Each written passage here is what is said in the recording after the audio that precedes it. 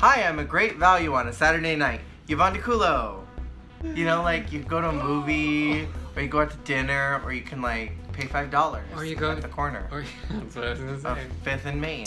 And I'm those warning signs that the Illuminati might be watching you. Jgluum. And welcome to the Victory Lap, where we will be discussing the most recent episode of Season 10 of RuPaul's Drag Race. We're in episode 9. The Vixen is gone, and for some reason, this whole episode, we did not get one single Miss Vanjie. Not a one! So, it's the beginning of the end. So at the beginning of the episode, Aquaria has a little confessional that she is super confident in all of her looks and her presentation. She wants to win and she wants everyone to go home, and she's called out for not being sportsmanlike. I won't lie, I see Aquaria's point of view here. It is a competition. And sisterhood is great, and sportsmanship-like is wonderful, but there's also nothing wrong in a drag race competition to be America's Next Drag Race superstar, to be competitive. And to say, I want to win. At the end of the day, it is still a competition, and especially for the drag race girls. All-Stars is a different matter. Like, if you want to play sisters on All-Stars, I just realized that All-Stars is RuPaul's best friend race. It is, isn't it? Yeah, you know, I mean, I understand the other girl's perspective, but you gotta be confident in what you're doing. So moving on to the mini challenge, we got the thing that I wanted the most, which was, what was it, pants down, bottoms up? I don't know, but it was good! It was real good, and there were so many menses. Boomer Banks has been on Twitter all day being like, help a sister out, get me these Instagrams and these names. I need them. Somebody made a list. I need to know. The people need to know. But it was all about booties, which I love some booties. I think the great philosopher Betty Crocker once said, eat the booty like groceries. Aquaria is the winner of the challenge, and thusly, she is able to divide up the roles for the main challenge, which is an acting challenge. And I appreciated that Aquaria was like, some of the queens have this perception of me, very much a Violet Chachki moment, where she was like, these queens are looking at me a certain way, I'm gonna pull back, and I'm gonna give them a little bit what they're looking for. Let's talk about that main challenge. Some of the taping for it was a little rough. A little. And it was almost cringy. I am surprised at how long it took Monet to rev up, but I'm glad that she's here and I'm glad she's finally competing. It's just a bummer that she's not doing well in the judges' eyes. Because I thought, in the challenge, I thought she was one of the best ones. Her and Aquaria were my two favorites of the evening. I almost feel like it's a little bit because they've given her some very specific critiques for the runways, and she's not grasping it. She's not going there. She's not giving them the glamour, which they've kind of harped on. And RuPaul flat out told her in the workroom walkthrough, put away the little kitty cat wigs. Bring out the big ones. It's time for some volume, mama. But I mean, I need a wig as loud as your voice, madam. And again, she came out in almost no hair.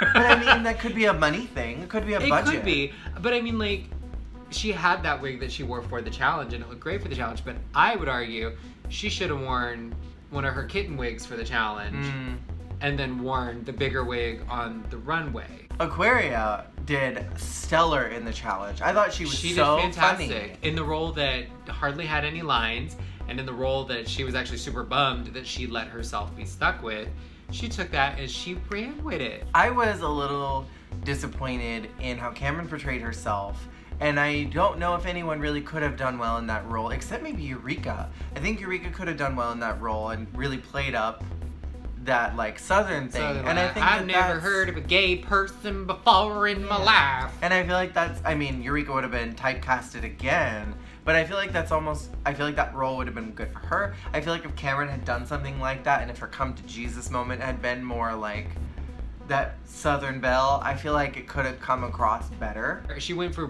big, broad gestures, and then it got away from her so far that she couldn't reel it back in for that emotional moment. Because the thing is, Cameron as a person, she is able to have those very like calm, even, you know, I'm talking and I'm saying what I need to say moments. Yeah. Which is, that emotive speech should have been easy for her, I feel like. I personally would have gone a very specific route with that character.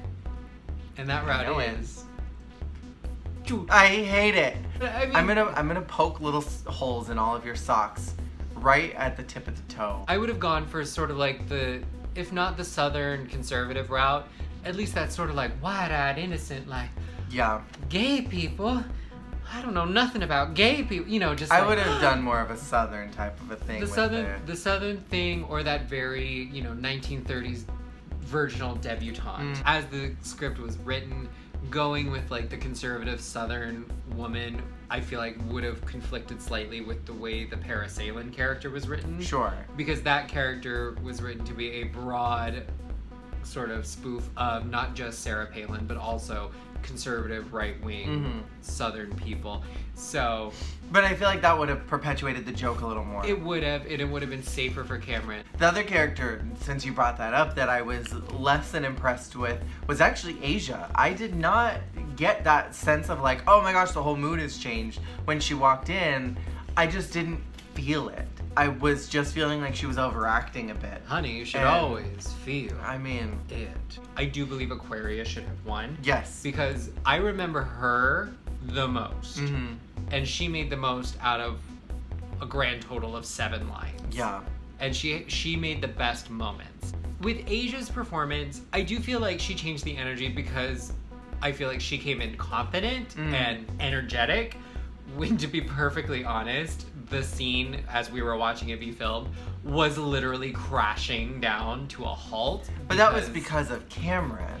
It was, and it wasn't just Cameron. Oh, it was Cameron and Eureka. It was Cameron and Eureka were causing it to just go, and a little bit of Miss Cracker. Yeah, I mean, little bit of Miss Cracker was really flat, but then when you look at Monet and you look at Aquaria, who were carrying that scene the whole time, oh yes, for them to not get acknowledged as higher in like rank, I think was such a disservice to both of them. Yes, it was. Because they did really well that whole time. They carried the scenes when everyone else was not doing well. They did. I think if I were Asia, I would have gone more of the route of the former vice president from Scandal.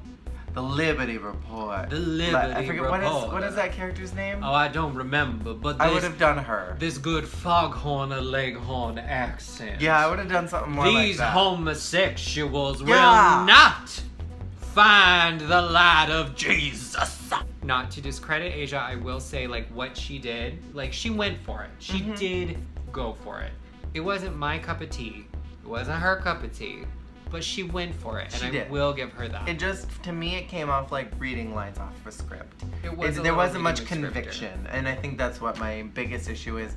I feel like Aquaria and Monet had conviction with their characters, and I didn't get that from Asia. I felt like Monet and Aquaria inhabited their characters more. So then moving on to the runway, the prompt was Silver, Foxy, Wonk Wonk, and some of the queens took the challenge a little too loose. Some of them took it a little too seriously.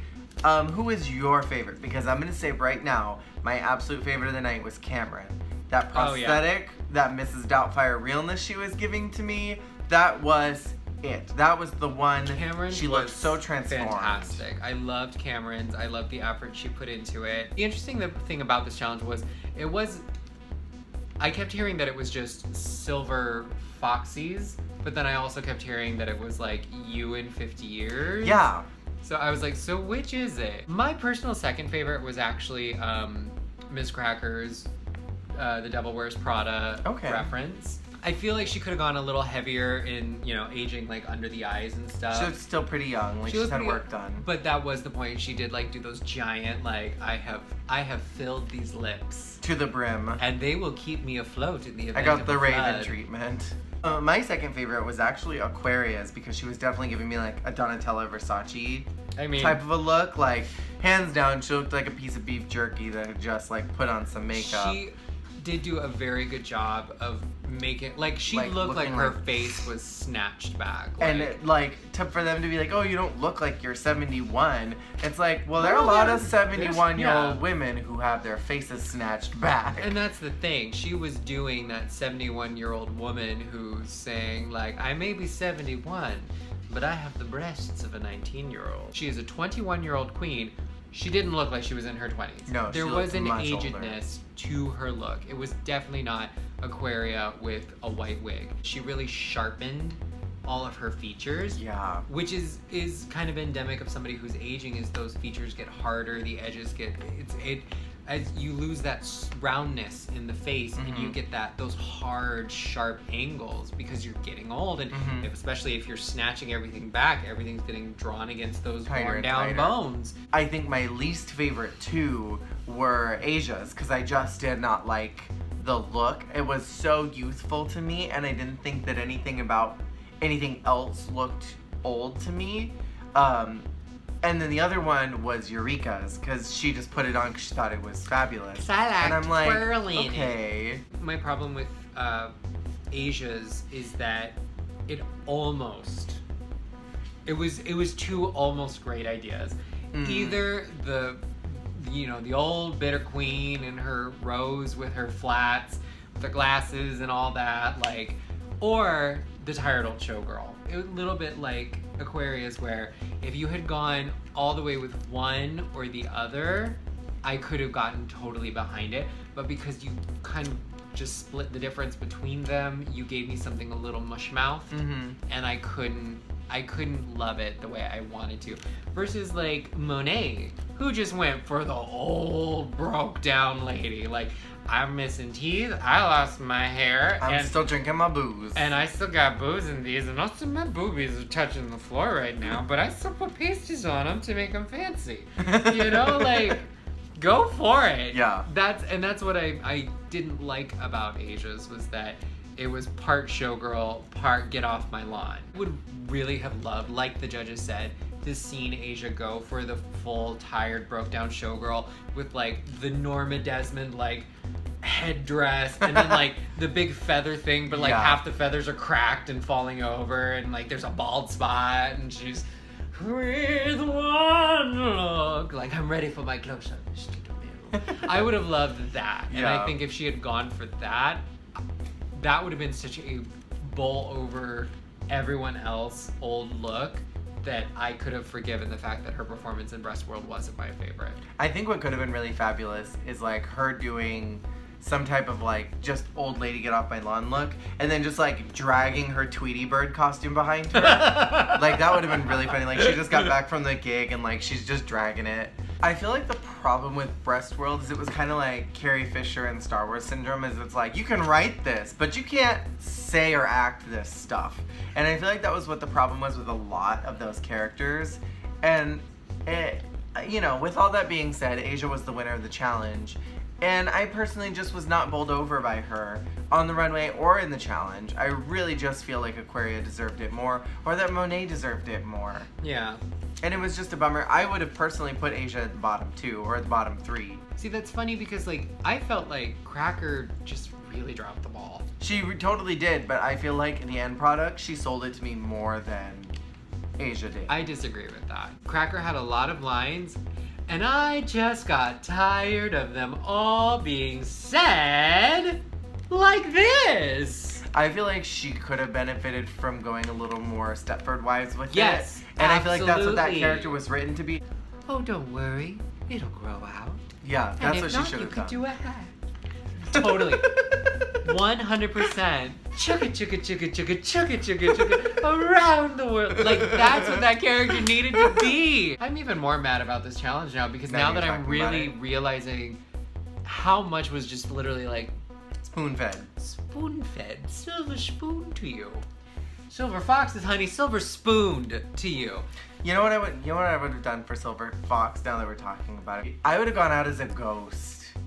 I would have gone out as a ghost, and I would have had like a full like sheer thing, because I'm planning on being dead past 60. Right. I don't want to be alive past then. I would have come out like probably like a Tool like ghost costume, and it would have been like super beat like face, but I would have just been a ghost, and I would have been like wheeling out my corpse. Like I would have had like the corpse like just this crusty nasty skeleton, or I would have had like the tombstone that I would have wheeled out, and I would have just like sat there and then like Vanna White hands like, here lies Yvonnedeculo, died.